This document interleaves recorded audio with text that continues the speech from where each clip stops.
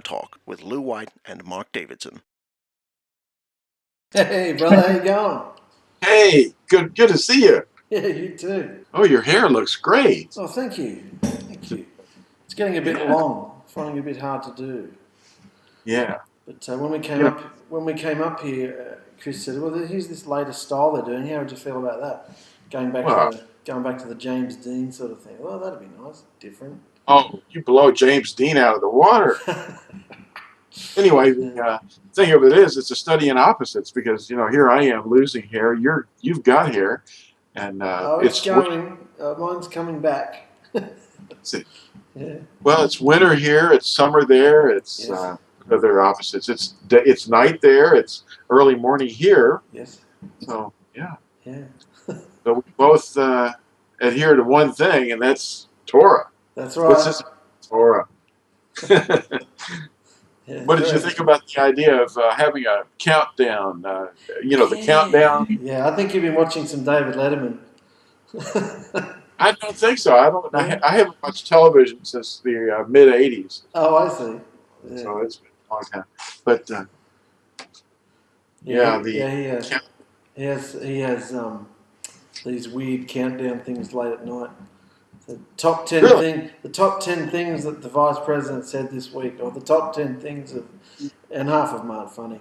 But Yeah. well, that's a really clever idea you've got there. We should do that. Well, I started with my grandchildren. I was trying to teach them the commandments, and in order to do that, I basically said, well, we've got them going forward, but do we have them going backwards so that you can eventually pick one out and say, well, what's number 5? What's number 6? What's number 4? Yeah. No, which is we're observing number 4 today. Yes. Yeah, That's wonderful. Best day of it, the it week.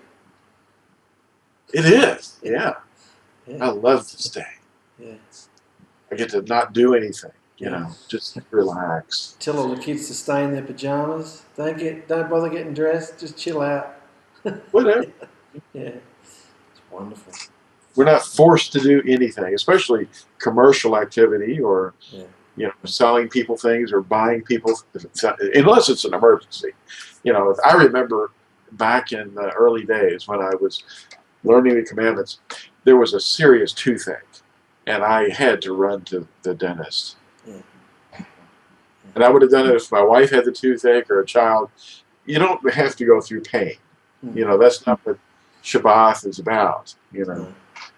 But Well, yeah, that's interesting about all the rules and bondage we put ourselves in through religion or things like that.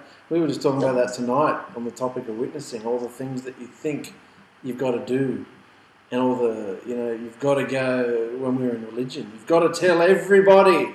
You've got to go door to door. You've got to tell all your clients. Everybody has to know the good news, and that's not what the scripture is saying. From what we learned tonight. Being a witness was about behaviour, and yeah, it was amazing understanding. it's the letter that writes everything we are about us and our speech. In fact, we were talking about Yaakov, the letter of Yaakov, 5 chapters, and in one of the comments he made, he's talking about our speech, and our speech about one another, because it's going to weigh into how we're judged, how we speak to one another, Yeah. Well, let's kick into your top 10, brother. Okay. Well, let's see. I Just don't for know. just for the sake of graphics and some big thing come up on the screen. What Yahusha's top 10? Okay. We can look at them upside down.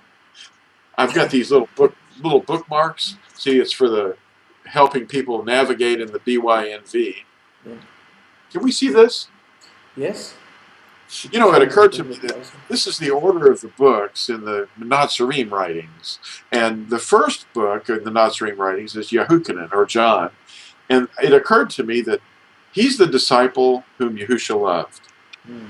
And, his real name is Alazar, and Alazar. They call him Lazarus. But his his name, Yahuchanan, is not identified, but he's known in there as the disciple whom Yahusha loved. And then the next one is Yehuda, a brother, a half-brother of Yahusha himself. He had the same mother but different father. And Yaakov, another brother of, the first 3 books. There it is. And then Luke and Acts, because Luke wrote Acts. But anyway, these are the order, and it helps people. But the commandments, let's see, number 10. Number 10. Let's see, what is the 10th commandment? In an abbreviated form, it's basically from Deuteronomy 5 or Exodus 20. You do not covet your neighbor's wife, house, field, servants, animals, or anything that belongs to your neighbor. I love that. You don't covet. And if everybody did that, wow. That's number 10. And then, I don't know that we can rank these in importance, but you almost could, And then number 9. Number 9. Or as they say, number 9. You do not bear false witness against your neighbor. That which you do not want your neighbor to do to you, don't do that to him. So if you're thinking, I'm going to get even with that person, or I have this thing in my heart about my neighbor, whatever, a brother, even a foreigner. If you want them to do whatever you're planning against you, if you're planning something against them, would you want them doing that to you? And then you think, oh no, I wouldn't want that. That's the key to that. Stop lying. Stop lying and stop complaining and stop bickering with one another. And Yaakov had, I think, a comment in chapter 5 about being patient with our neighbor and enduring, and be sympathetic and compassionate. Anyway, number 8. Number 8. You do not steal. So today, you don't have to steal anything. And your neighbor isn't going to get anything stolen by you. Or you're not going to steal anything from anybody else that belongs to them. That's an indication that private property is a distinct reality.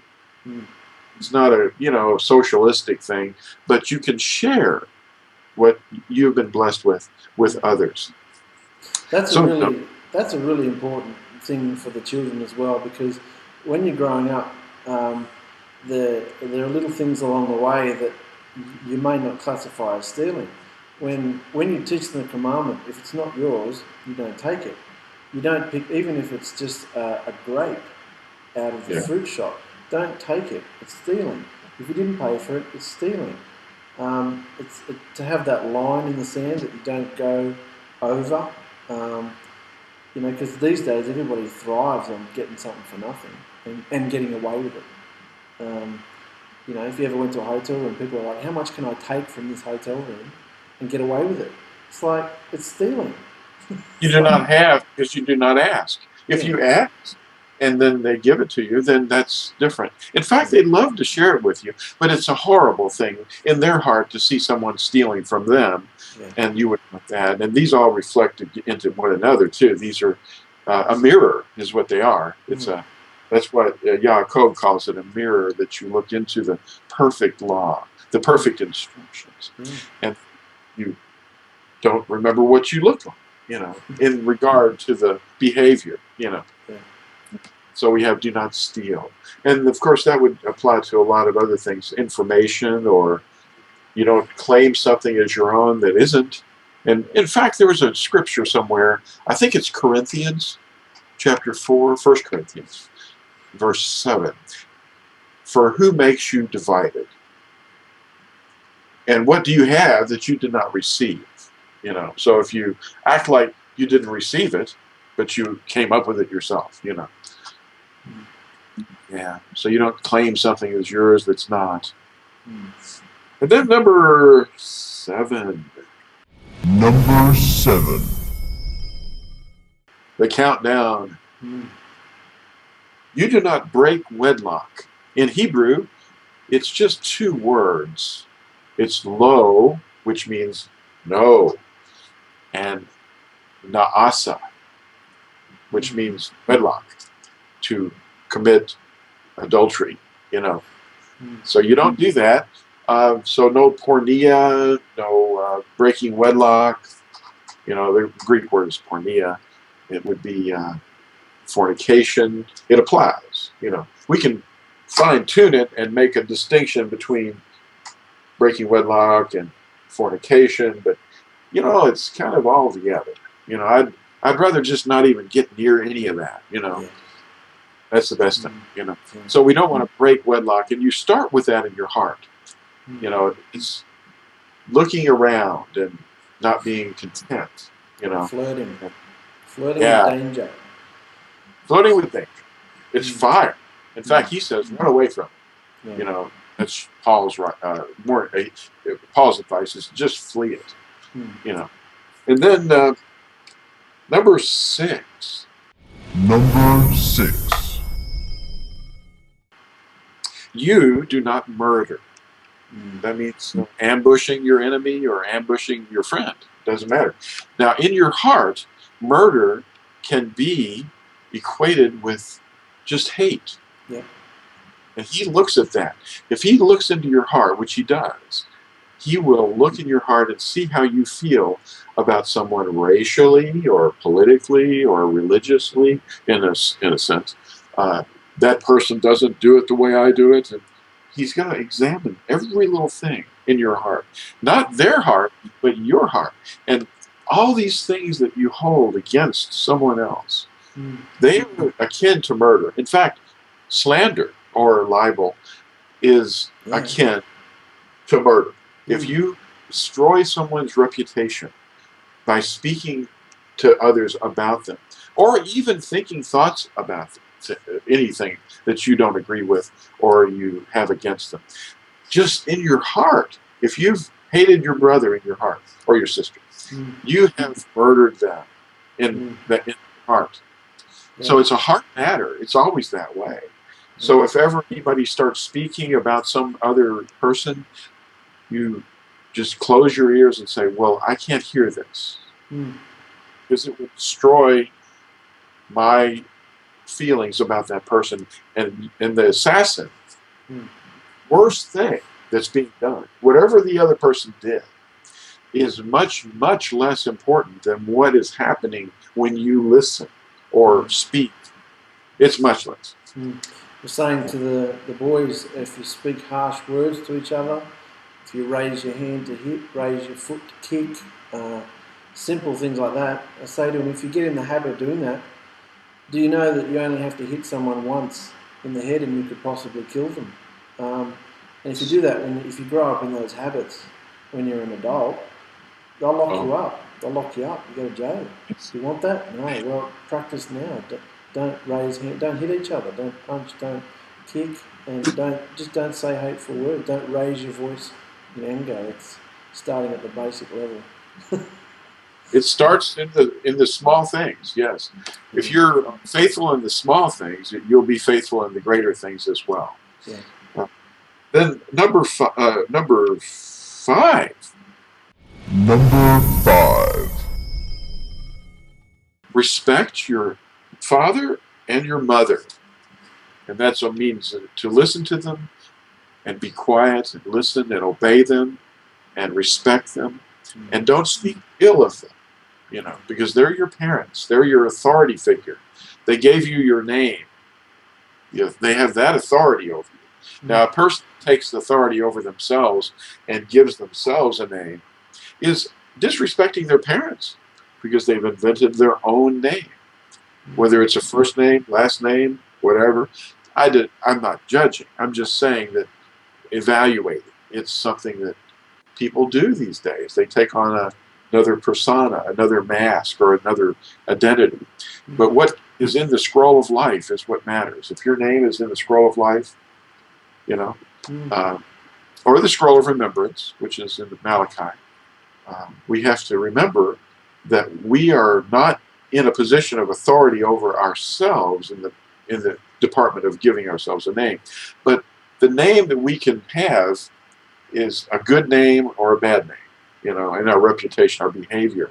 So our behavior reflects on our name that was bestowed on us by our parents. So if we behave badly, and our parents have given us a name, and our name is shared with their name because it's a family name, then we have soiled and disrespected our parents. A lot of people don't even go there when they think about this. Yahuwah does. He thinks all through this. And he wants to look in the heart, go deep down into the heart of each person and analyze everything that they're thinking. And then, now those last six, the first 6 commandments that we've covered here, going backwards in the countdown, reflect our behavior among one another. The world would completely transform if everyone just did those. You know, the whole world. The sins of the past would still be echoing around. Because that's what sin does. Transgressions are like debts, and they still are unpaid out there because they're still flying around, the effects. But if everybody stopped doing that, Yahuwah would actually, I believe, he would relent on what he's about to do. He would not burn the earth. He would say, are changing. But only some of us are going to change. But the others are not. They're not listening. They're looking at, they listen to psychologists on television or the radio. How can I get my life straightened out? Well, here they are, the 10 Commandments, you know. But they don't go there. They go with relationships and other humanistically they approach it, you know, naturally, you know, or I don't know, like that. Anyway, then we have the last 4, or they're the first 4. They have to do with our relationship and behavior with Yahuwah, and the covenant sign between him, if we're going this way in the countdown, the covenant sign between him and his people forever is Number 4. Remember Shabbat, to keep it set apart, Kodesh. You know, don't profane it as a regular day. It's not a regular day. This is a day that reflects all the way back to creation. You know, as he rested, we also rest. And Hebrews 4 is not about some abstraction or, you know, allegorizing. He's really talking about the 7th day. He mentions it in Hebrews 4. So that's important. And then we have the next in the countdown, number 3. Number 3. You do not cast the name of Yahuwah, your Elohim, to ruin. The word cast is the word nasa, which means to throw. And the word ruin is shoah. Shoah means utter destruction or lay waste. So if you don't use his name, you have obliterated it. Or substituted it, or not saying it, you know, or using it in a referring to him in a. Some people will make fun when we say his name. They'll remind them of something, and they'll say something silly. But we don't want to ever use his name as a silly reference. Number 2. Number 2. Number 2 in the countdown is number 2. Do not bow to images or selim. And that would be physical items or abstract items, like your heart would be focused on something that would be lifted up in your heart and in importance, even near him, or certainly not above him, like something that matters to you more than him. So we would want to remember that you do not bow to images. And in the commandment itself, it makes a reference to the zodiac. Nothing in the heavens above, any images, or in the earth beneath, or in the waters beneath the earth. Fish, animals. A lot of sports teams, and even nations, use identification with animals. You know, like this team is they're the lions, or these are the bears, or these are the bunny rabbits. I don't think anybody uses bunny rabbits for their nation or their sports teams. There's where is it? The Rabbitohs in Sydney. Something There is. something Rabbitohs. Yeah. No, I don't know. Forget it. But yeah, some of them use rabbits. Well, you know, interesting that we brought up sports because sports can be an idol in your Oh heart. yeah, it's a religion in this country. If you don't follow football, you're weird. Yeah. Well, I'm so far out of that. I don't even know what sports going on right now. No, I same. think they use indoor sports probably for the winter here, but the The Winter number, Olympics. yeah, the Winter Olympics, yeah. And where is it? I forget. Well, Mm. in Russia, yeah. Yeah. You know, and the fastest growing religion is threatening it. Mm. Anyway, yeah, What's that? Islam. Okay. They're sending suicide black widows in there during the polar vortex. Yeah. And number one. Number 1. I am Yahuwah, your Elohim. Have no other before my face. I love that one. I think I love them all. Can you love these? Yes. Yes. How do some people love them and others don't? Yahusha enables them. He calls them and he says, I'm going to give you a love. You can receive this love for the truth, or you can reject it, but he will enable you to love. So if you hear someone saying, I love these commandments, well, that's because he wrote them on your heart. That's the circumcision of your heart. So you've changed, and you're not the same anymore. So you treat people differently. Your behavior is completely changed. Your speech is modified. You have control because he's controlling. He's the power. See, the power source is that relationship. And how do we have a relationship with somebody? We speak with them. We have communication. We praise him. We thank him. We request. We intercede for others. And sometimes we just stop and listen. And he pours information into you and enables you to love him. And that communication is the thing. You don't have to be formal. In fact, you shouldn't be formal, but you should be highly respectful because you're speaking with the creator of the universe, the universe that you see around you, and all the spiritual things that you can't see one day are going to be shaken too. But if we're his friend, if we think of him as a friend, then our circumstances are going to be different. We can be bold and go out into the world with confidence and patience and kindness and gentleness and all those fruits of the Spirit. We can be our hallmark is love. And love isn't just feeling. It's being actively helpful. Taking a moment to help someone. You know. Yeah. Giving of yourself. You know.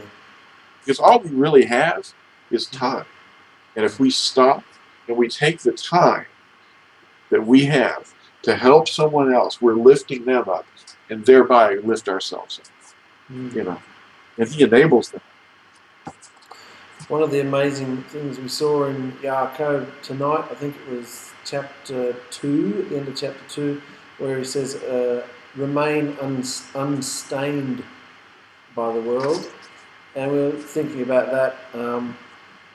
We've always taken that, coming from religion, we've always taken that as, you're either in a physical state or a spiritual state, or, oh no, you went and saw a movie, or you dared to go to the shopping centre and buy something, or you've got a job, or you've got any money, or it's always some kind of bondage of trying to look spiritual.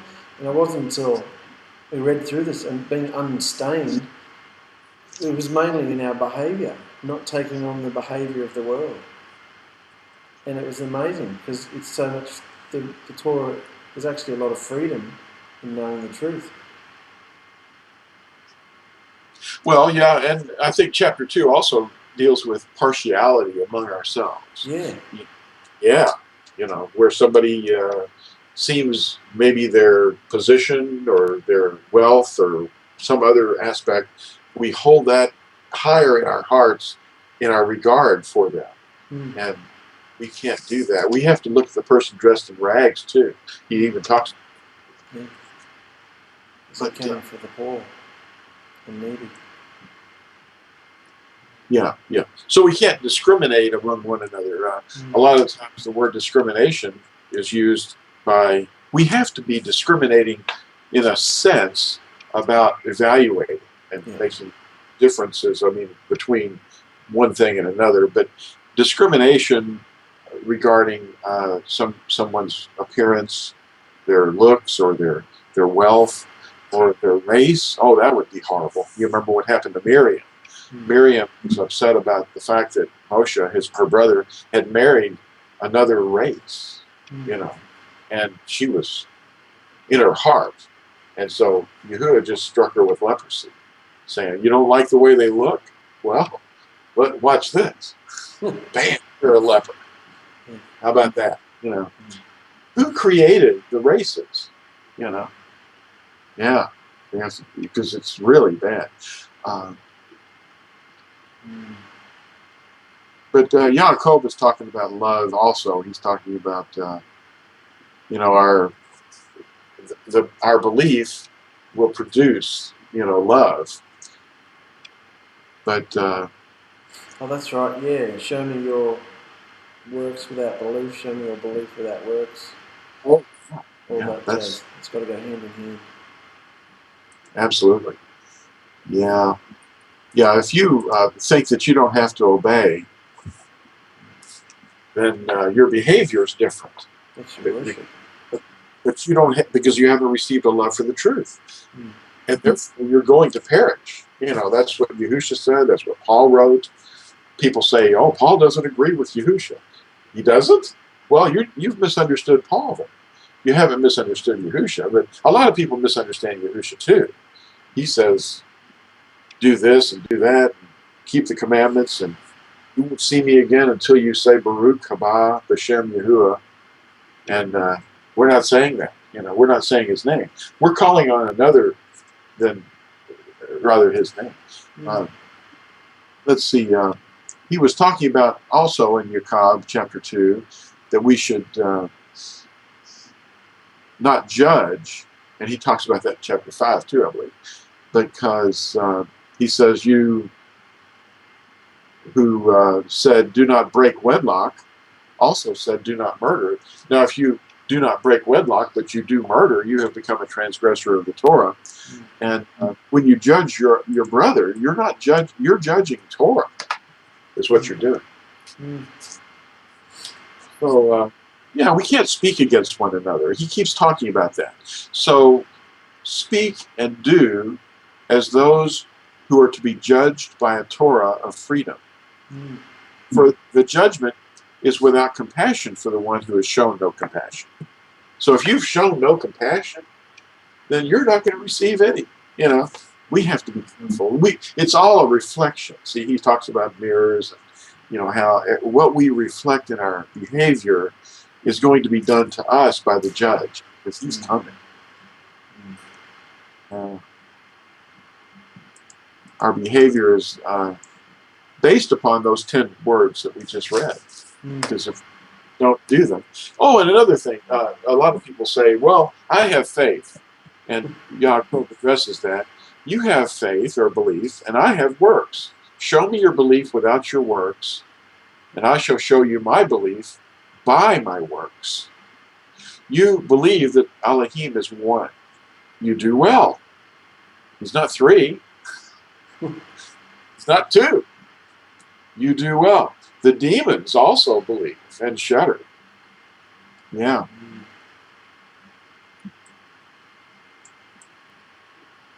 Well, there's a big difference when you're amongst people who are aware that they're going to be judged by what was that verse that just spoke about? I don't have it in front of me. A few verses ago you said we're judged by something of righteousness. Yeah. The Torah of Yes. word of truth. Yeah. And compassion boasts judgment. That's so important. Yeah, and Abraham was declared right by his works. They perfect our belief is what they do. So to just flippantly throw everything out and just say, well, I believe he exists. Well, he did this for you. Well, that's not enough. You have to understand that your behavior is guided by his word, his living words. Mm. Oh, and it says in chapter 3, not many of you should become instructors. There's a lot of instructors on the internet. They're instructors. Oh, they've got an idea, and they're teaching one thing. Yep. You're not going to lunar Sabbath on me, are you? What's the moon doing? Oh, no, the moon. How about those blood moon tetrads? Oh, Believe that? What? Well, here's the thing. I'm thinking about doing an article on this. What did Yahusha say? He said, when you see these things coming upon the world, or, what does that mean? When you see something, is he saying, plan for this in advance because there's going to be signals and you're going to know about it because people are going to forecast it, and they're going to. No, he didn't say that. He said, when you see these things, you have to wait for them. He says, watch. He didn't say predict. He said, watch. When you see these things. What's that going to do? The difference is going to be our expectations. And that isn't that we figured it out and made a graph and plotted it and said, okay, here it is. This is going to happen. And this is when it's going to happen because this is happening. This other thing's going to happen. Because there's 3 scriptures we're going to pull out. What? Here's the thing. We're not predictors. We're watchers. That's what we are. And let's not grumble against each other about it, though. Don't grumble. That's what Cobb said too. Don't grumble. Don't do that. Just watch. He says, when you see these things, and the difference is, in our expectations, is because you're going to be able to say, oh, that's happening now, and look at that. It's not predict that. Look at that. You're seeing it happen. Then you're not going to have a heart attack.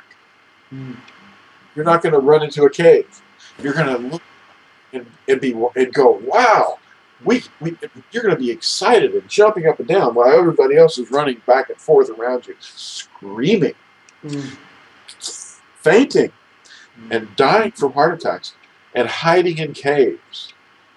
We've got protection because we have known his name. That's what it says. We don't have to hide food. We're not squirrels. We don't have to bury things and hide guns and tubes in holes. We don't have to do that. There's people I know that are not serene that hide guns. They hide food. They're storing water. He didn't say that to do that. He said, you know what? When this happens, you're going to be seized. In the Greek, it's harpazo. In raptus, in Latin. Well, he said that if you hesitate at all, you're not going to go. He said, well, wait a minute. I've got a backpack and I've got a foot locker back at my house. Let me go get that. Don't return to your house for a shirt or a coat. Don't go for your water bottle.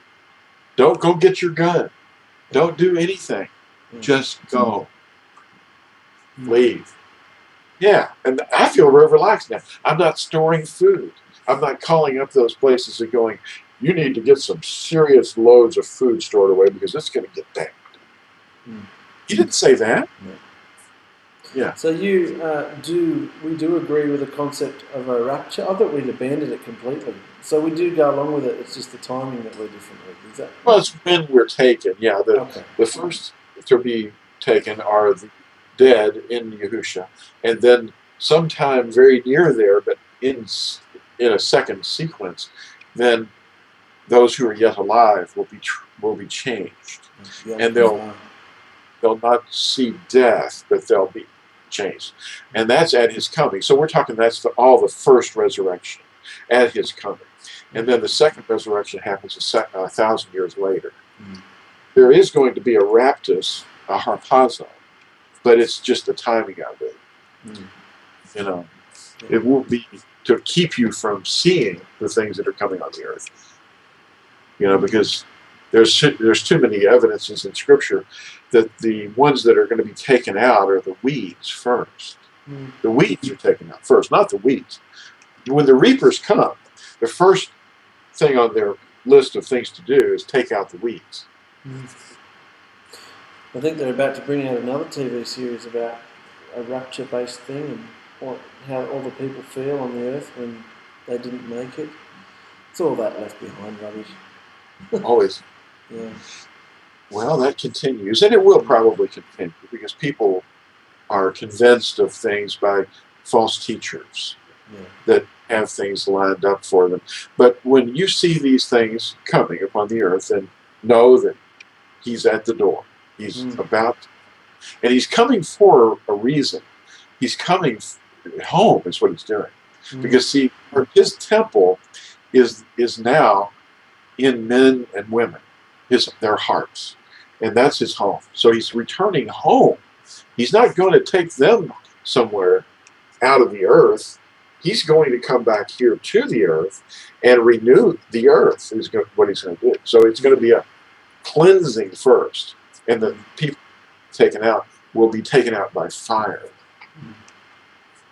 Yeah. And of course, we'll just go, why don't I feel this? It's because we'll have been changed if we're yet alive. The ones that are resurrected will be caught up, and they're going to meet him in the air. So the atmosphere is probably what we're talking about, somewhere together, like we've talked about in the new Jerusalem, and it's going to come down to the earth, and he's going to be the light, and we'll be around him. So his temple is made up of living stones, and already living stones, but he's to build us together. He's building it now, but he's going to assemble it. That's really going to be fun. But we think too physically in some of these things too, because when he refers to us as living stones, that's an abstraction.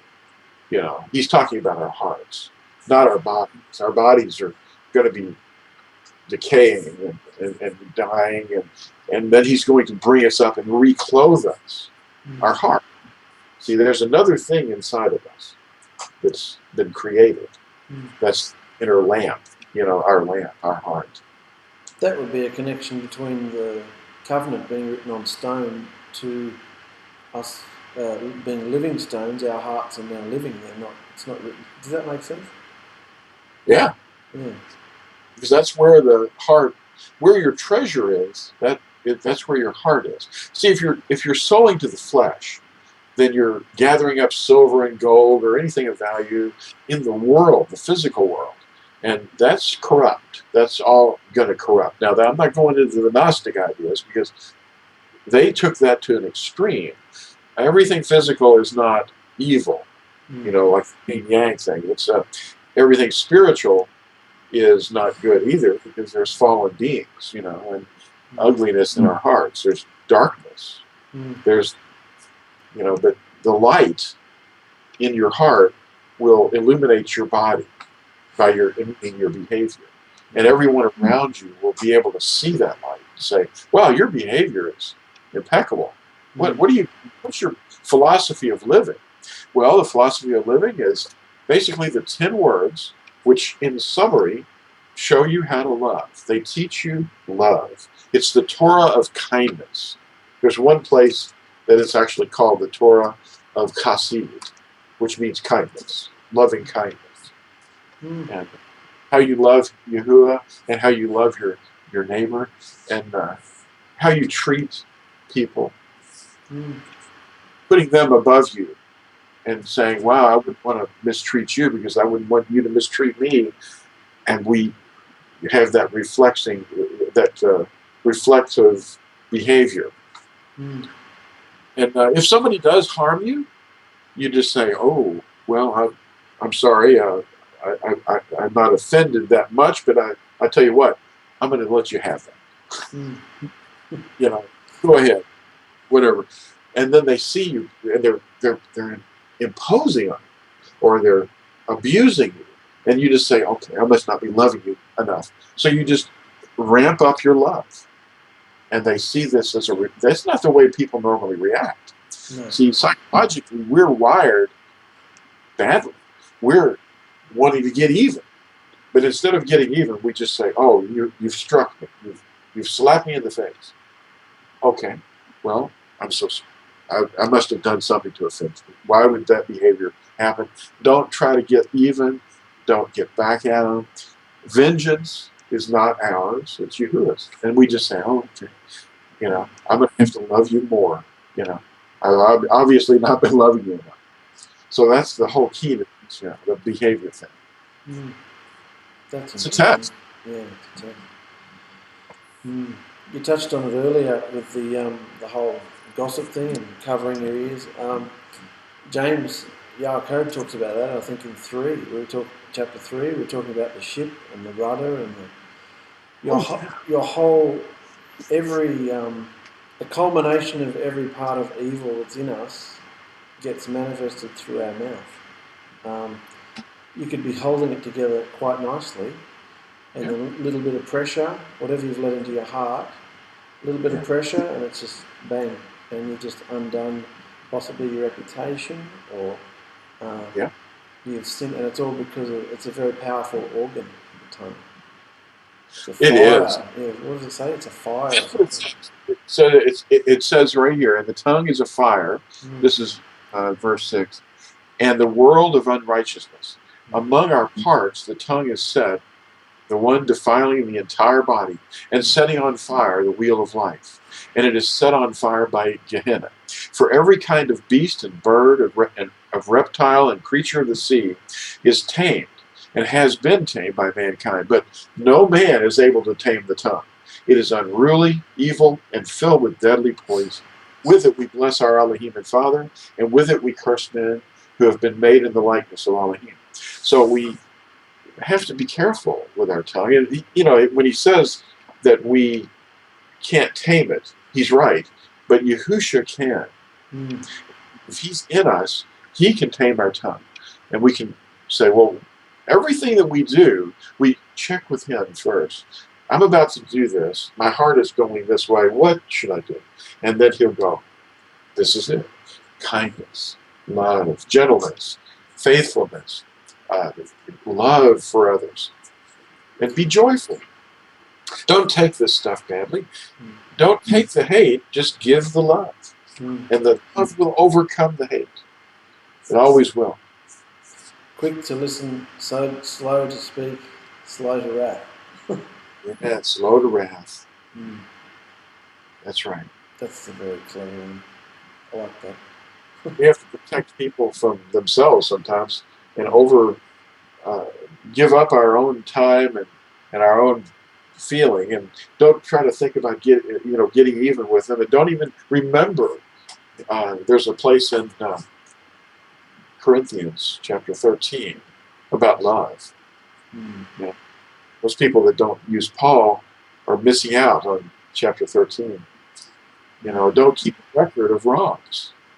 No record of wrongs from moment to moment or day to day or year to year. Just say, I don't remember anything that you've done to harm me. I've let it go immediately. Most wives have a big record of wrongs. And husbands too. Yeah. It's a marriage. Yeah. We're here for the other. We're not here for ourselves. That's right. The husband is there for the wife, and the wife is there for the husband. And when that cooperation is going on, there's no bitterness, there's no jealousy, there's no wrangling and grumbling. And everybody has a wife from time to time that will say, well, I asked you to do this and you didn't do it. She wants you to do it right away. Yeah. I've learned that. Yeah. She doesn't want you to do it in 2 minutes or a half an hour later. She wants you to do it right now because it's very important to her. So whatever you're doing, save your work, remember what you were doing, make a note, get up and do it. And then it's done. Yeah. Because you're here to make the other partner fulfilled, and his or her needs are you're servants of one another. You know, you're not your own. You know. Yeah. Amazing. Yeah. A man to listen to this. There's a lot of men out there that have rigid feelings about this. They say, "Oh no, that woman's got to do everything I say, and I don't have to do anything she says." Well, you really want to hang on to that? You delude yourself. You want happiness? You keep the woman happy, and the whole household's happy. Happy wife, happy life. That's Yeah. Yeah. And I'm 64 years old coming up in a few days, and I've lived a lot of years. I outlived Elvis Presley, and I outlived a lot of people, and I've learned how to find happiness. Yeah. Just be kind, and you will receive kindness. If you are compassionate, you will receive compassion from others and Yahusha. Oh, you know, one of the amazing things is when we share the truth with people, we have to remember we're like farmers. We're planting seed. There was someone who said, you can't have a harvest unless you plant seed. Well, the seeds of the kingdom are the 10 commandments, basically. And they teach you love. And Yahusha summed that up. He said, love one another. And how do you love one another? Well, those last 6 commandments. They show you how to do that. But he will enable you to find even more ways to help one another. But anyway, the whole thing is, we share the commandments with people, and they say, no, they were done away with. Are you sure they were done away with? And we can help them. We don't have to argue with them. We can just plant them and say, well, let's think of one. You do not murder. What does that apply to? It applies to a lot of things. Or pick another one. You do not break wedlock. And how would that start? It starts in the heart. And how would stealing, how would that be? Is that done away with? I don't think so. And the Sabbath. Oh yeah, that one was definitely done away with. Constantine wiped that one out. No, he didn't. But behavior is something that's reflected from the commandments. And if any of them have been done away with, then Yahuwah has broken his faith with us, his covenant. And he has, what is it? Yirmiyahu chapter 3, Yirmiyahu chapter 31. I believe there's a good one there. And Hebrews 8 quotes Yirmiyahu chapter 31. That's Jeremiah, for those that don't know. Anyway, the covenant is eternal. It's an eternal covenant. It means it's without end. And the sign of the eternal covenant is the Sabbath, or Shabbat is the correct word. And it means to stop. It's 3 Hebrew letters, Shin, Beth, Ta. Shabbat. That means to just stop. You know, just rest. Be restful. And that's the sign. So if we can do that, and an employer won't recognize it, well, we can go to the government in most countries and say, I'm having a problem with my employer. They're not listening to me. They're making me want to work, or they want me to work on the Shabbat. And they won't. We can work 6 days a week, but we can't work that one day. And they won't listen to me. Well, the government will step in and help you. And once they've done that, they can't fire you for any reason, other reasons, because the government's looking at it, you know, at least. And they don't want people to persecute each other, you know. Government is there for a reason. In some cases, it has bad ideas, like, you know, killing unborn babies, you know. But that's destroying the world. That's one of the reasons Yahusha's going to come back and burn the earth. But, you know, it isn't just, you know, the one country, you know, the whole world. But there's a lot of mistreatment out there, you know. The Arab world is destroying itself. You know, the household of the Arabs, the Islamic thing, the Arabs are people. They're descendants of Abraham.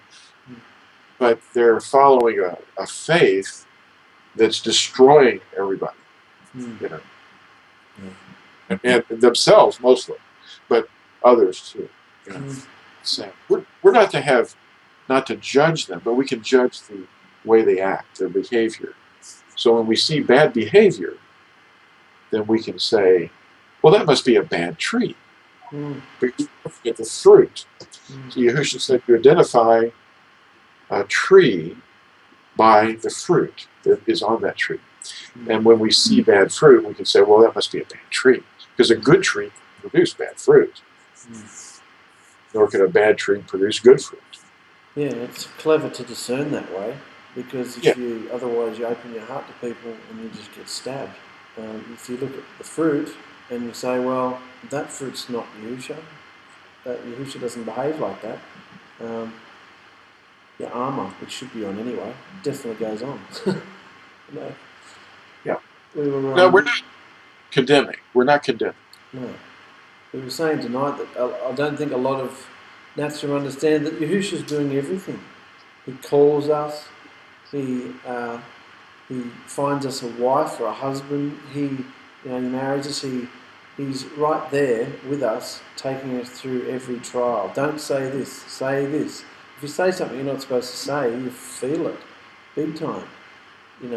And he's taking us and leading us and training us and flogging us, and he's doing everything. And he's right there, in your face all day, every day. You can't get away from him. And it's ever since we moved up here, he's coming closer to us, and it's so exciting. It says, "Do not despise the discipline." A lot of people, like with the mountain, no, just send Moshe up. We don't want to get that close. It's too much pain.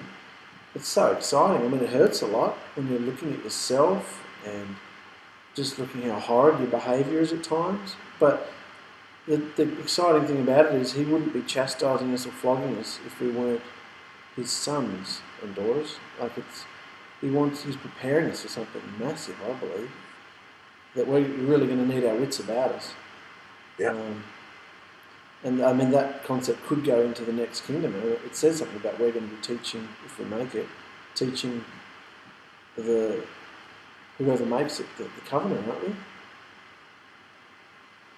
Well, what we were referring to before applies to what you were just saying too. When we're planting seeds, sometimes we get in arguments with people and debate them. No, what I said is what it says in Scripture, and you're not doing it. Well, they won't listen, but we can just lay the seed into their heart and say, well, you may not believe this right now, but listen to these words. The words themselves are like a hammer that crushes a rock, and it's like a fire.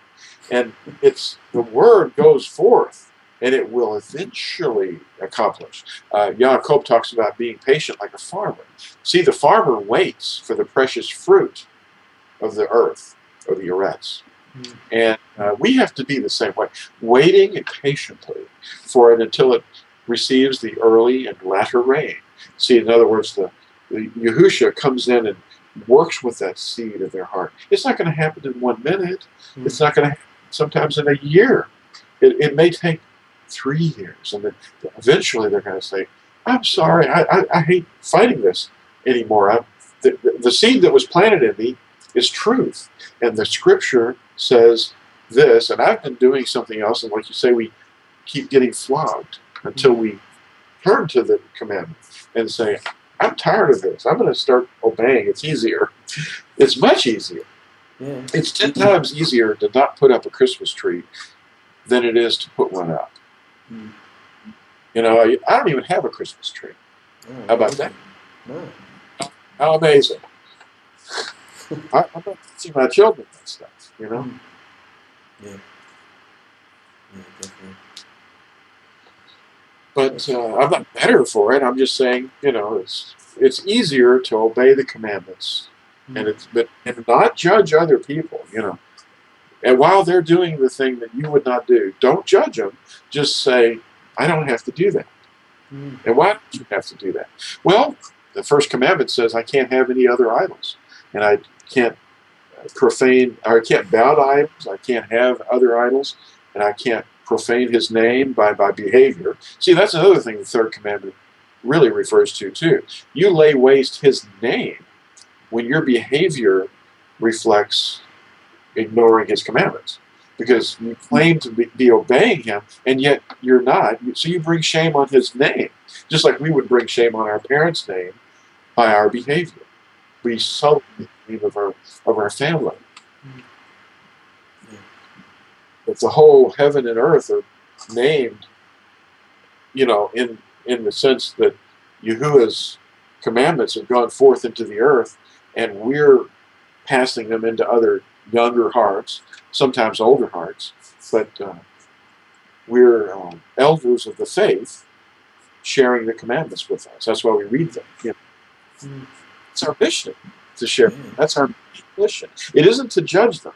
Our mission is to sow the seed into the hearts, and those that are being called will hear their shepherd's voice. The shepherd is speaking, because the testimony of Yahusha is what people were talking about. It's not our voices that are speaking; it's his voice going forth into the earth. So exciting. He appeals to people. Don't do it. I don't want to hurt you. I don't want to punish you. Please obey. Love me and obey my commandments. And by obeying his commandments, he sees that as love for himself. When he sees one of his servants obeying, he says, that servant loves me. Bad is that? The accuser, though, wants to say, oh, you're trying to earn your salvation, aren't you?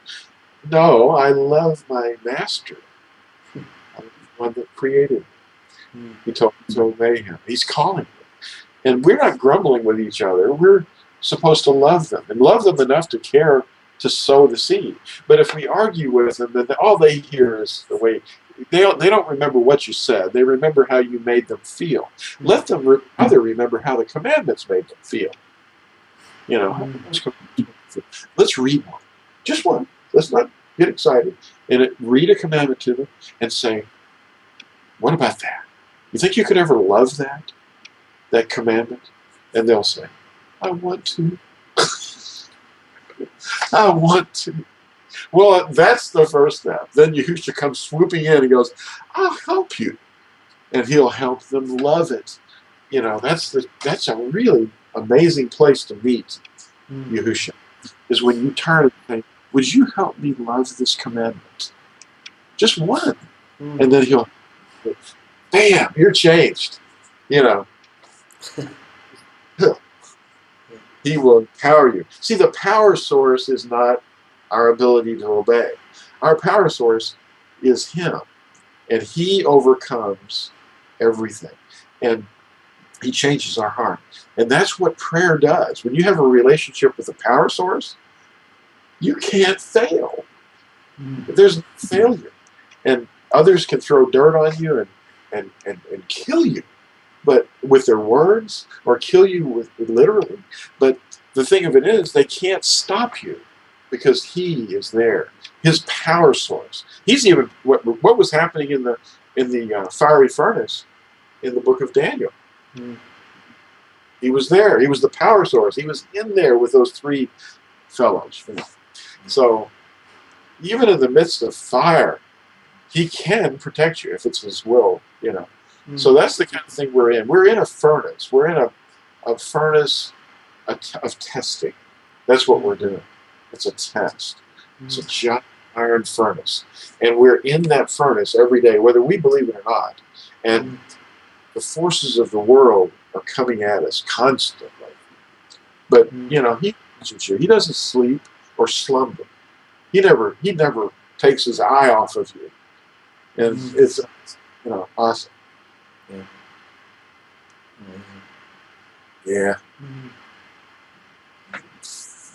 They're about to bring a huge blockbuster movie out called Noah. Oh, I heard about that. You heard about that? That'll be interesting. It's about a big, long, epic thing with floods and obviously battles and I hope there's some Nephilim in it. Yeah, there probably will be if they've been following the 5th, 6th, and 7th chapters of Bereshith, Genesis. I saw a couple of photos of a shaved Russell Crowe with a big, massive beard. He's playing Noah. He shaved? Well, he had a pretty bald head. So Yeah. I don't know that would have been kosher back then, would it? It's supposed to shave your head. Well, a lot of the Eastern mysticism that we talked about with the Kabbalah and rabbinical, the infiltration of Gnosticism, coming from the East was infiltrating in the 1st and 2nd centuries, and we call it Gnosticism. But the thing of it is, in the East, they had these patterns of shaving heads, and Yahuwah knows all these things before they happen. He knew he created galaxies, and he put words in the scripture for galaxies, but no one discovered them until recently. But then all these things are known by him, and he says, don't shave your head, don't make ball places on your head. And that's what they would do, And the Catholics have this thing called a tonsure, which is the shaving of the top and leaving hair in a kind of a circle around the head. It's called a tonsure. And of course, where did they get that? It's coming from somewhere, and it's supposed to make them appear righteous or pious. Outward signs of righteousness. It's all part of the Pharisaical idea of doing things for show. I'm wearing something, or I'm acting a certain way in order for you to think I'm pious. But if the pious is true, then you're helping the widow, the child that has no father. You're helping the foreigner who is fleeing a war. You're reaching out to your family members that have needs, not to pay their cell phone bill, but to give them food and shelter and clothing, the essentials of life.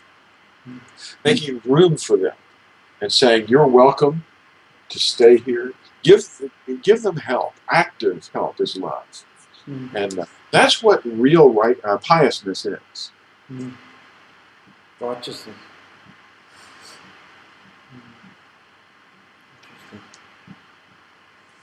I think, wasn't it Yaakov who said that? Or was it Yehuda? Yeah, chapter 2. Chapter 2. Okay, Yaakov. We haven't read that today, but... Interesting.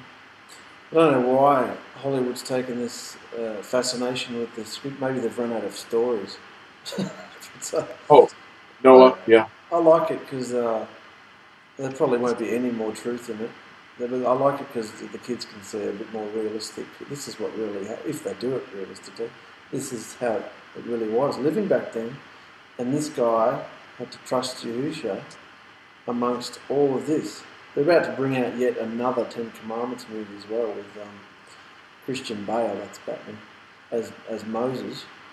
And that's exciting. I just like to see how they part the sea and how they write the commandments. Are they going to use the paleo? Will they not? All those sort of things. Interesting. Wish they'd do some interesting stories. Like Daniel and the Lions Den. You go do some other things. Everybody's done the same story. Well, we were going over some of the high points of human history, not the secular world's ideas, but the fact that creation occurred was a massive cataclysmic thing. And then he invented time. Time doesn't flow backwards. Otherwise, we'd be old, and then we'd get younger and younger and younger. And, of course, light would be falling upon the stars instead of coming off of them if time were going backwards. But he's got time arranged in such a way that the physical world is arranged so that time marches along in one direction at a certain rate. And it isn't, it's a direction is what it is. But it's not a spatial up-down thing. It's something else. We don't know what it is. But time is probably the last frontier. And he's going to turn it into an eternity. But things will still be happening. But he's going to heal the curses that he brought upon the entire universe. And understand. But then there was the flood, That was a major event. Hmm. When you're riding down a highway where they've had to dynamite out hills, you can see the strata of the rock as it was filtered down in weight, the different weights of the materials, because the earth was churned up. And all these things are stratifications. And of course, the geological column people, they think, oh yeah, this is 1 foot down, this is hundreds of thousands of years earlier. Hmm. And then it's not true. It's just because sometimes you'll see, they don't show you this often, but there'll be a tree that goes through all the strata. And its roots are on top, and it's, but, and then, of course, Millions of years old. billion, yeah, we're 8 billion years old, 5 billion or whatever. And then you've got the next thing, I guess, what would it be after the flood? What would you guess? The Abrahamic covenant? Probably the Abrahamic covenant. That was a very significant thing for humanity. It was, a few hundred years later, and then, after Nimrod had started his little witchcraft thing, and they were having their, naturalism, or, the idea that he was the sun, and there was Tammuz and all those guys. Real people, Shemaites. And then along comes Abraham, living in Chaldea or Samaria, and he calls him out. He says, "Come out of here. This place over here is really a nest of evil." So he calls him out with his family and shows him a land that he's going to promise to his seed. And then, of course, the sign of the covenant is circumcision of the flesh. On the 8th day, every male child is to be circumcised. That's about the land covenant. It's not salvation. It's a land covenant thing. Circumcision of the heart is for adult males, reflected in our immersion, the pledge of good conscience.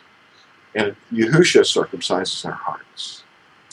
And then that's what we were referring to, receiving a love for the truth, so that you receive a love for the Torah, His commandments, His instructions. So every instruction is written on your heart by Him, so that you actually love it and agree with it. So you have His mind. And then after Abraham...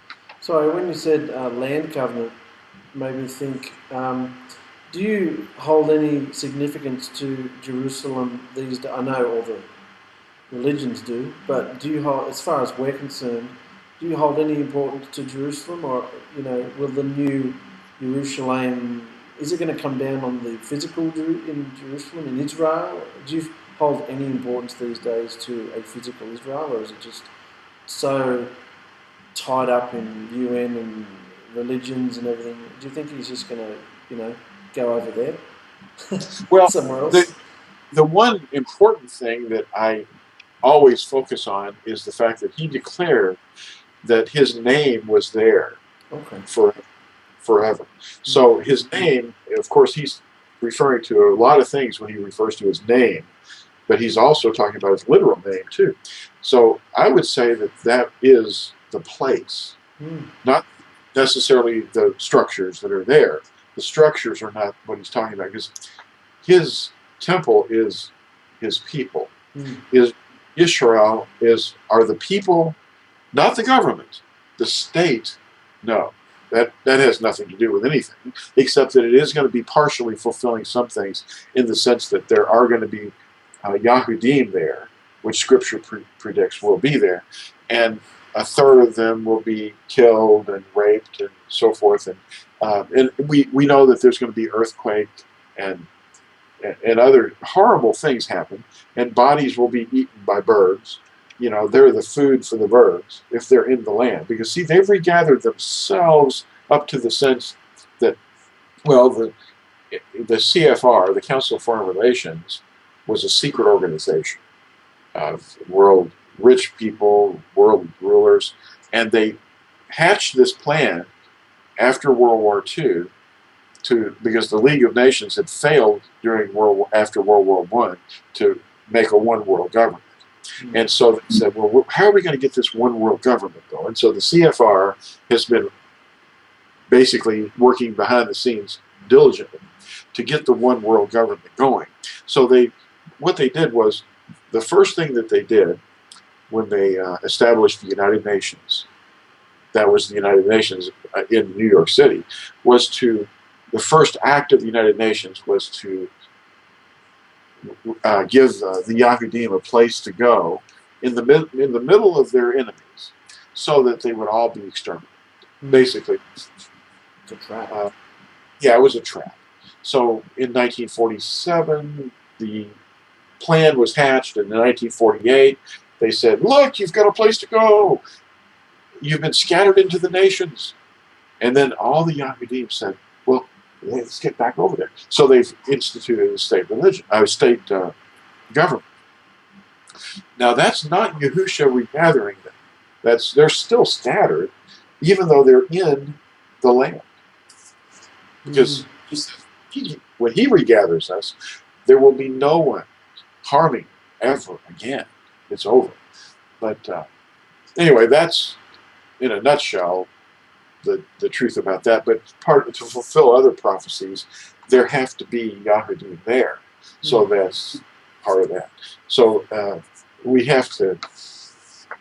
could do a study on that, I'm sure, and do an analysis of how that's going to be playing into the fulfillment of Scripture. But in a nutshell, that's not the regathering. But yes, it is the site where he said his name is forever.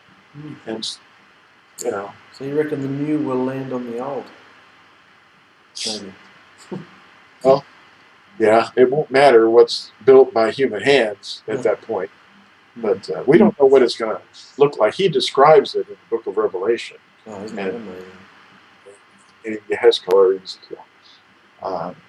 The fact that it's going to happen is all in his department, though. See, we don't want to start setting everything in a graph and analyzing every little thing that's going to happen. He just says, "Watch this," and we're going to let him do it. Did you want to continue on with the natural, what was it, history of events? Or? Oh, yes, we reached the where were we? Abraham, yeah. And then we have I guess the scatterings are relevant too. The scatterings of Israel is part of his work to get the seed of Israel sown into every person on the planet. So that a person might look at somebody and say, "Oh, you're Oriental, or you're white, or you're black, or you're Indian, or whatever." You can't look and say, "Oh, you're not the seed of Abraham." Well, we know the Arabs are the seed of Abraham. We know that people are going to argue about this and say, "Those Edomites, no, you're not going to include them, are you?" Watch out. The evil Edomites are coming. They're not coming. Who did they come from? Oh, there's all kinds of things on the internet talking about racial division, about who's who, and the Edomites are the descendants of Esau. Okay, yeah. Anyway, they claim that the people that are in the land of Israel are not true Yahudim. Well, are you obeying the commandments? Well, if you're obeying the commandments, then you are of Yisrael. You are, you're a child of his. It doesn't matter what your background is or what you look like, who your parents were 400-500 years ago or 5,000 years ago, for that matter. If you're in the covenant, you're called. And what is it? Yashayahu, chapter 56, Isaiah 56, talks about all nations. And Amos 9 verse 9 says that the seed was scattered very finely into the nations. So everybody is basically Israel now, of the tribes, because they're not all Yahudim, maybe, but they're blended very well. You've got Ishmael. Ishmael is not one of the tribes of Israel, but their Ishmaelites are the seed of Abraham. But you've got the sons of Yaakov, or Jacob, and you've got the 12 tribes. So you've got Reuben and Naphtali, Zebulun, all the tribes, Yusuf, Ephraim, and Manasseh. But all these tribes are out here. We can't look at them and tell, but we can say, what are you doing? How are you acting? Those are the prodigal sons that went into the world, and they're being called back. They're coming to their senses and saying, I want to go back to my father's household. We're not talking physically, though. We're talking about where we are, where we were scattered. If you read Deuteronomy and 2 places, I think chapter 30 is a good place. In Deuteronomy chapter 4, Devarim chapter 4 and chapter 30, it tells us that where we are, these words will come upon us in the last days. What words? The 10 Commandments. The Torah of Hasid, the Torah of Yahuwah. So, the implanted word. Yeah, the implanted word. The living words that Stephen talks about in chapter 7 of Acts. And I think, what does Yaakov call it? The word of truth. Yeah, word of truth. Yeah, the word of truth. I like it. So that would be Dabarim Emeth.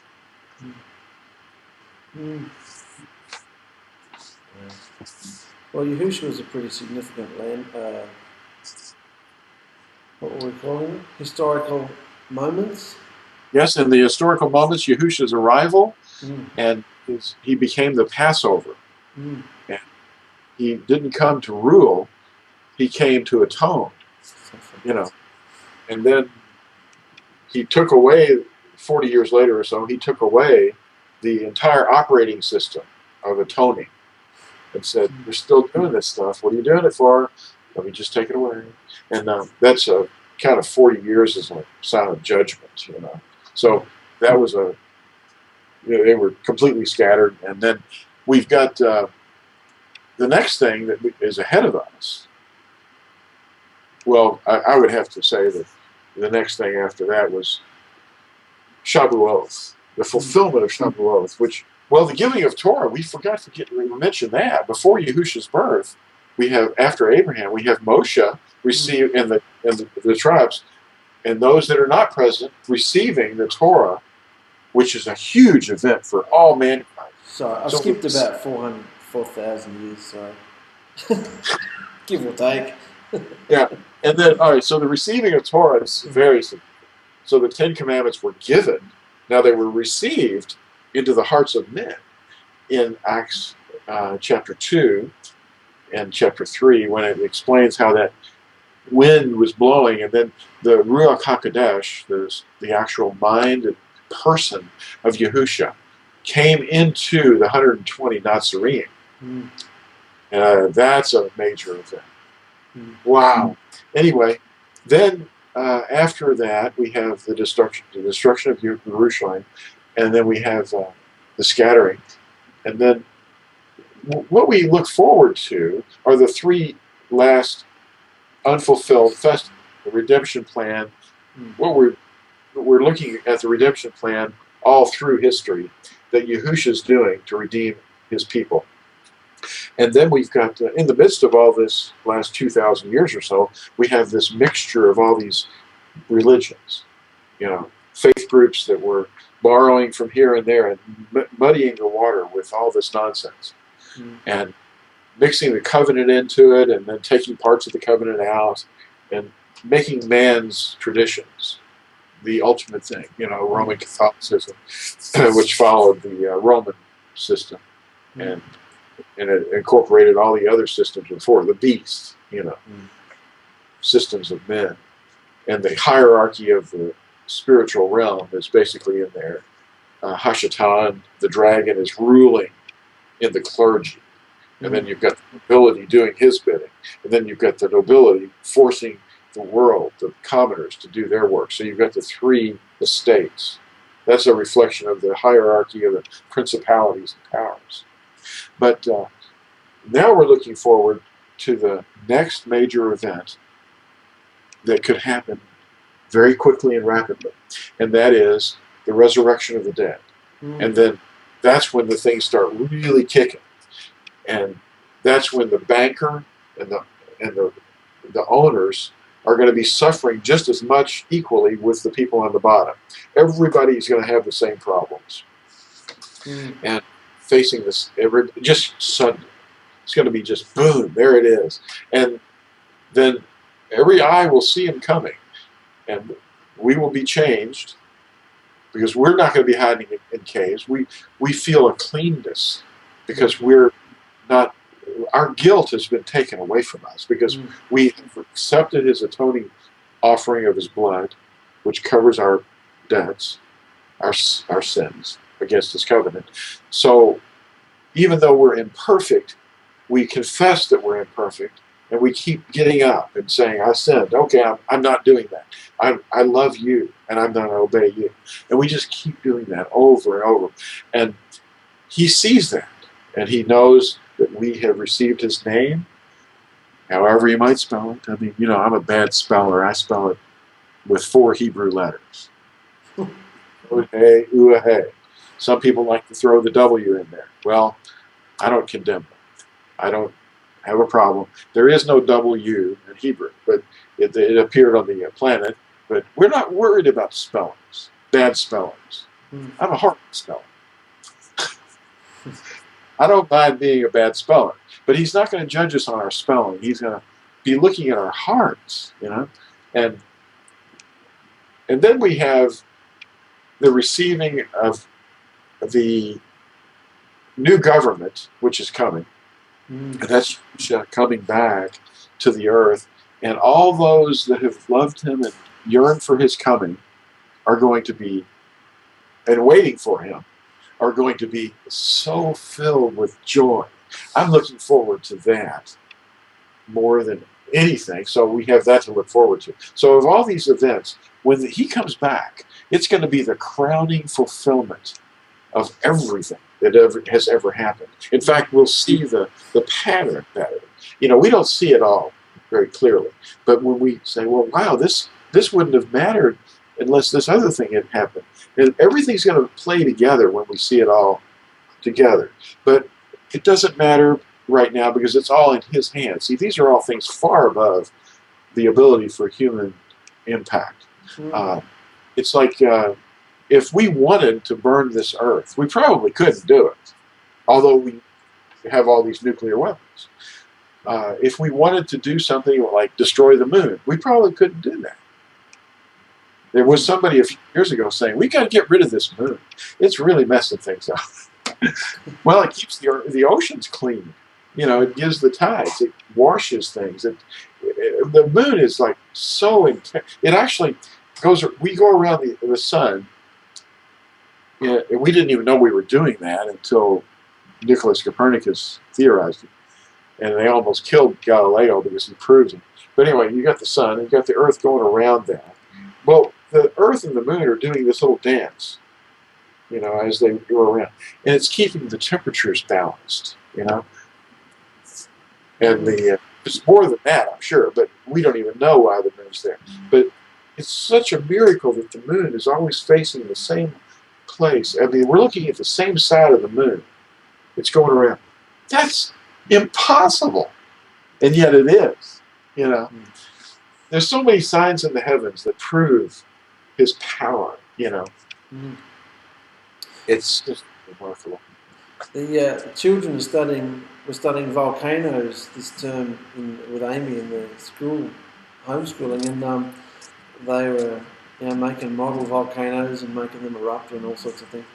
And I said, I wonder if, like when there was the flood and the water came from above, and it said it came from within the earth as well. I wonder if at the end we understand the major source of the burning to be the sun. I wonder if it's going to come from within the earth as well, like volcanic. Would that contribute to the burning?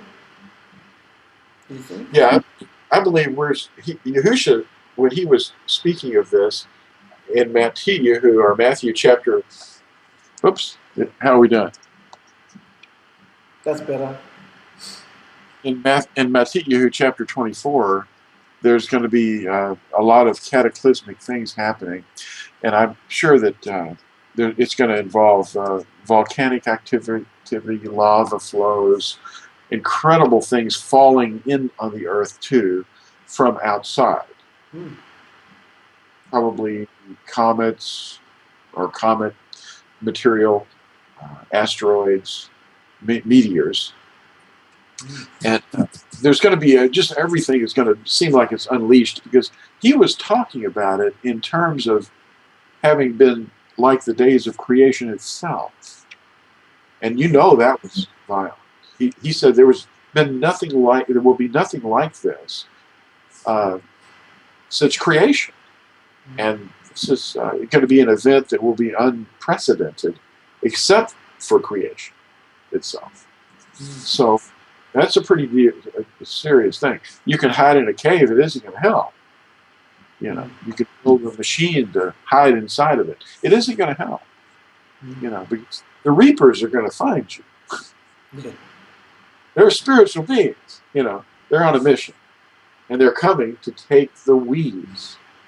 They're coming to take the weeds. If you're a weed, then you don't know him, but you're hiding from him. Hide us. That's what you're going to be saying. Hide us. We're not saying hide us. We're saying, welcome home. We've waited for you.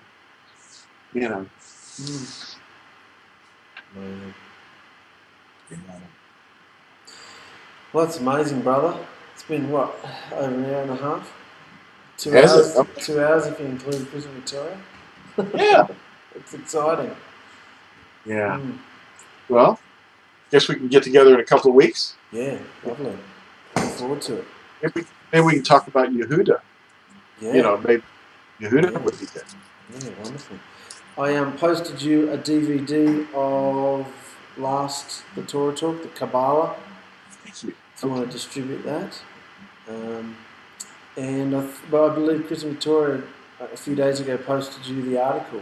I posted you the newspaper. Wow. So you can see it. You can see it in print. I sent you a disc too.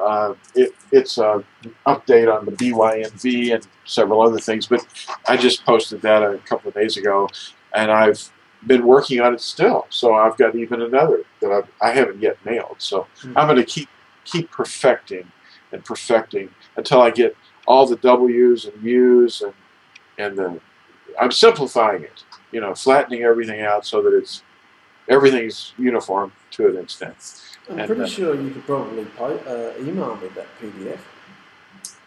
Maybe I should do that. Let me try that. Yeah, just check out how many megabytes it is. I'm pretty sure you could email it. That'll be easier for you. It's a bit over 9 megabytes. Well, that's fine for me, I think. Okay. So I'll be after Sabbath. Yeah. I'll send you that. That's great. I was waiting all week. We signed up with this company, with this crowd that organises all your music for you and distributes it over hundreds of online sites, iTunes being the main one. And I've been waiting all week, waiting. And it finally came in yesterday. It's like 42 songs just out there globally. So Yahusha can do whatever he wants with it. So everyone should go ahead and share the true name with music with Mark and Amy, and I think I wrote a few of the songs lyrics. Yeah. Oh, kind of help, but it'll help support this work if you will just go to iTunes. Not saying to do it today. Today's Shabbat. This isn't an advertisement, but it's just information. Yeah. So sometime during the week, if you can just try to take a look anyway, and you can probably listen to some samples too. Yeah, they've all got samples on there. So we called it Kneel at His Throne, and there's a picture of the big cube, the New Jerusalem. We just combined everything we've done since we've been Nazarene, really. It's about 42 songs. 42 worth listening to anyway. So, yeah. Hasn't it been an amazing journey? Oh, it's been insane. Yeah. I mean, We started off writing these very simple songs while we were having meetings, and then I went into this darker electronic place where we got Constantine Monster and all sorts of mad things. And then I think that's out of my system now. There were Season of the Witch and all sorts of crazy stuff. Yeah. And I think I'm coming back to the happy state now. I'd rather write happy things. Well, we have to become like them, but not in our hearts. I mean, we have to be infiltrators, so we have to reach them where they are. Yeah. And where they are, we have to go hunt them down. We're hunters, and we're hunting for the people, and we're doing it for the reign of Yahuwah. Yeah. We have to become fishers of men, hunters. I need to encourage and love up my wife a bit more, because I'll spend hours there trying to record some tracks and not really happy with them. She'll just come in and go, da da da da da da da. There you go, see ya, bye bye. It sounds amazing. So it's like, it's great when she comes in on it. Yeah, we love her voice. Yeah. She's such a pure, clean voice. Yeah. Unlike yours. Oh, you're fine. A bit rough around the edges. It's really amazing, and it's so joyful, because sometimes we'll be in the car and we'll listen to your music, and it's always fun to just revisit some of those songs. People are really, if they don't have it, they're missing something. Yeah. Scripture. Well, you enjoy the rest of your Sabbath, mate. I will. Thank you. All right. Relax and chill out. Yeah. And we'll see what we can put together here. What do you want to call this one? What's the theme here? What do you want to think about it? Email me. Well, I think we could probably pull a title out of the book of Yaakov. Okay. Probably. Right. I'll watch it back and see what we got. Yeah, we've got to the 12 tribes. This is for all the 12 tribes. We talked a little about that. His first sentence is, he says this is to the 12 tribes who were in the dispersion. Monumental historic events. So he wasn't just writing to Christians, was he? Yeah. He wasn't to Yahudim only. He was writing to the 12 tribes. Yeah. Thank you, brothers and sisters. We love you. We love you. Thank you. Love you, brother. Love you. And we'll see you next couple of weeks or so. Wonderful. Okay. Bye-bye. They keep repeating these things, saying, Lord is your name, and so they shun you. Substitutionate the way. Gotta live in Torah, Torah, Torah. Gotta live in Torah zone. Usher in the latter rain. So the world's gonna know your name. You're making love to demons in the synagogue tonight. Yeah, must be a season of the witch. Must be a season of the witch. I listen to lies, biding my time, drinking more wine. After 2730 years, I am free to know who you are.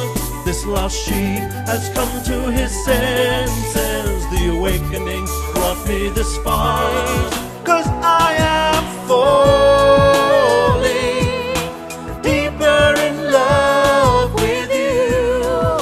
He was pierced for our transgression, bruised for our iniquity. The punishment that brought our peace was upon him, and by his stripes we are healed. Through his blood we have been sealed. The hand that passed us over crushed our king. The perfect offering. You are. You're the hope that I the cling to. hope that I cling to. You mean to me. More than this world, More than this to world, me. yes you are. I wouldn't trade you. I would not for trade you. silver or gold. I wouldn't trade you. We overcome by the blood of the Lamb. We overcome by the word of our witness. Longing for my King, Yahusha, flowing with your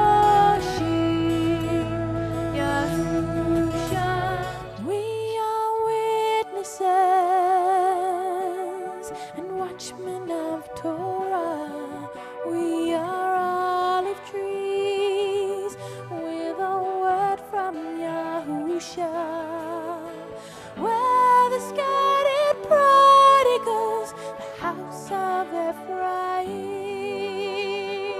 Name of you, Yahusha, take us to that city, Yahusha, shofars are shofars.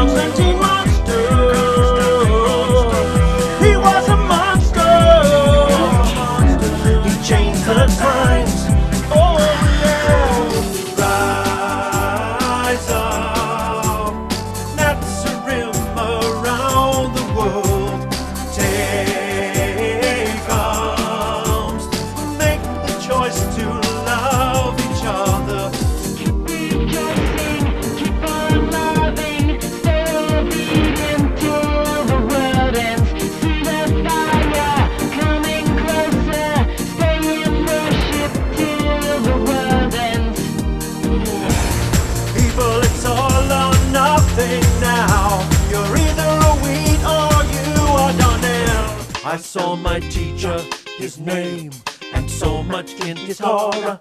He wrote them in my heart and then made me his servant. I say, I love Yahusha.